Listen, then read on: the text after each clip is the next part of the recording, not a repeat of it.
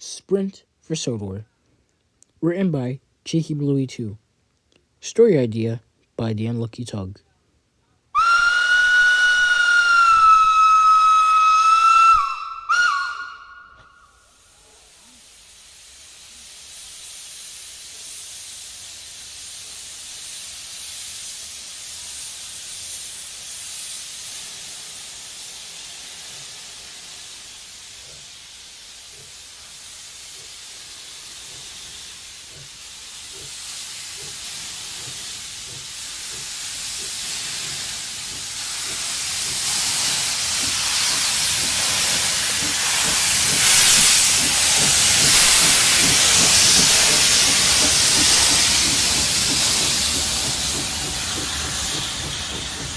It was a busy day as usual at Paddington Station. Tank engines were bustling in and out, shunting coaches, shunting trucks, siding to engine. Hurry up with my coaches, 6424. Actually, King John, my name is Montague, and you know this. And I will get your coaches in a second. More like until we're all blown to kingdom come. He is right, Duck. You have to pick up the pace more around here. We other shunters around here know how to do our work quickly and properly. So start off, Swindon, scowled Montague. Now, Montague, or as they called him around the yard, Duck, wasn't a real duck. What had happened was, a few months ago while shunting coaches in the yard, the back of his sidewalk came off and it hit his back wheel. It cracked his back wheel, making him limp. However, it looks like a waddle. The other engines laughed and teased and called him Duck. And the name had stuck. Excuse me, Mr. Montague. Where do you want me to put these small mineral wagons? Said a small tank engine. 1369, I told you not to get into bigger engines' business. Leave him alone, Swindon, scoffed Montague. Besides, the only reason you're bigger than him is that big mouth of yours. Is anyone going to fetch my coaches? All right, groaned Montague. I'm on it. Miles, you better put these small mineral wagons in a siding over there. Yes, Mr. Montague. Right away, Mr. Montague. Hey, Montague, do you mind getting my coaches? Of course, Amelia. I'll get right to it. Not until you get to my coaches. Oh, King John, your coaches can wait. Amelia's are more important. Oh, what guy never. Montague waddled away laughing as he puffed into the yards to go and fetch Amelia's coaches. King John was just leaving with his train when he brought Amelia's coaches in. There you go, Amelia, Montague said as he ran alongside the train. All your coaches, ready to be taken out on a long journey. Oh, thank you, Montague. I appreciate your work around here a lot. Oh, yes, I know other engines do. They just don't like to show it around this road. Mr. Montague, where do you want me to put these flatbeds of pipes? Oh, put them in the siding next to the brake vans over there. That's a good engine. Yes, sure, Mr. Montague, sure. He really looks up to you, doesn't he? Well, seeing as I'm the only other shunter of common sense around this yard, why wouldn't he look up to me? Yes, and also, but before Amelia could finish her sentence, the guard waved his green flag and blew the whistle. Oh, I've got to go. See you later, Montague. Bye, Amelia. Later that night, Montague came back to the sheds, feeling puffed out. Whew, all that shunting today did tire me out today. Oh, Pa, you're tired. I should be tired. I do the most shunting around here. You gossip with the big engines the most around here. Pa, I do not. I do more work than even you could ever do, Montague. Oh, really?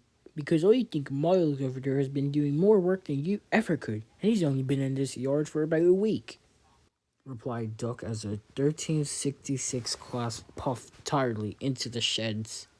Mr. Duck, is there any more work you need me to do around here? Mr. Montague, I'm sorry, sir. Is there any more work for me to do? No, Miles. There isn't any more work. And it's okay. I'm used to these silly engines calling me that name. You deserve a rest in the sheds. Thank you, Mr. Montague. Actually, 1369, there is a fish train. Swindon? Shush. Just as Miles went to sleep, the shedmaster walked up to the engines. Good evening, engines. I have news for two of you, specifically for numbers 5741 and 6424. Well, sir, I think I should get my news first. Very well, then. 5741, my friend Sir Charles Topham Hatt needs a tank engine to run his big station on Sodor, specifically the Northwestern Railway, and he has chosen you to go. Oh, how delightful, sir. Thank you very much. And what about me, sir? Where will I be going? Oh, 6424. Well, you won't be going to any other railway. What do you mean by that, sir? You're going to be scrapped. Scrapped? But sir, I know. But times a change. BR has you on the roster to being scrapped. You're due to be scrapped next day. Yes, sir. And with that, the shedmaster walked away. Ha! Ha! Of course I'm going to a new railway. Well, you just sit in a rusty old siding. Say hi to old Granddad Steamers over there for me. Montague didn't even have the strength to reply back to Swindon. He felt angry, he felt sad. He felt depressed, he felt betrayed. Thoughts ran through his head. Who would look after Miles? Who would look after the yard efficiently? Where would he be? Then Amelia puffed back into the sheds. I heard what happened. I'm very sorry to hear about it. I will miss you dearly, Montague. I'll miss you too, Amelia, whimpered Montague. If it helps, Montague, I can ask the shedmaster if they can exchange you for me. No, Amelia. You're well fit for your age, and for a Dean single. You run perfectly well. You shouldn't have to go because of me. Yes. I've got an idea. And Amelia whispered her idea to Montague. Montague had a smile on his face. He was ready for the plan. Later that night, it was quiet around Paddington. Everyone was sleeping soundly. Everyone except for two engines, a Dean single and a 6400. Montague's driver and fireman had stayed in the sheds, waiting for their time to do their plan. Quickly, they ran over to Swindon and took his number plates off. Then they took Montague's off. Soon, Swindon's number plates sat comfortably on Montague's cab, and Montague's number plates sat comfortably on Swindon's. Well, you're all good to go now, Montague. But what do you think the controller will say, knowing that he has a 6400? Oh, I've already got an idea planned for that, Amelia, grinned Montague. Take care of Miles for me. And with that, Montague puffed off to his new home. Goodbye, Montague. I hope we can see you again. Goodbye, Mr. Montague, came a small whisper from the sheds. The next day, Montague had arrived at his new home. The Fat Controller walked out to see him. Ah, yes, 5741. He stopped and looked at the tank engine again. I was expecting a 57XX, not a 64XX. Well, actually, sir, I am a 57XX. I just, I had an accident. An accident. Well, you see, it was a pretty, somewhat major accident. I had to go in to get all new parts. However, the men had out a plan for a 64XX, and, well, they gave me the wrong cabin boiler, so here I am. I see. But, sir, I really do miss my old shape. Do you think I could have it restored back? Of course. I can get that shuttled right away. But as you are needed right away for shunting work, it will have to wait a few days. Do you think you can wait? Oh, yes, sir. I can definitely wait, sir. I see. What is your name, if I may ask? Montague, sir. But I'm usually called Duck. They say that because they think I will, sir. I don't really, sir. But I do like Duck better. Good. Ah, Percy, would you mind showing Duck around? Oh, yes, sir. A few days later, after dealing with some brash big engines, Duck returned back to his shed with a new fresh coat of Great Western light green. He felt proud. Well, he never got to wear this livery before. This will be a charm. Then Percy backed down in the shed. Goodness gracious, Duck. You look wonderful. Thank you, Percy. I'd say I'm one of the fleet now. You really could say that again, said Percy. A few weeks later, Duck had woken up at the sheds. His driver ran up to him with a postcard.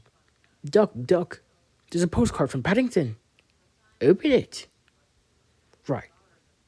The postcard read, Dear Duck, it's me, Amelia. We're all doing well around here.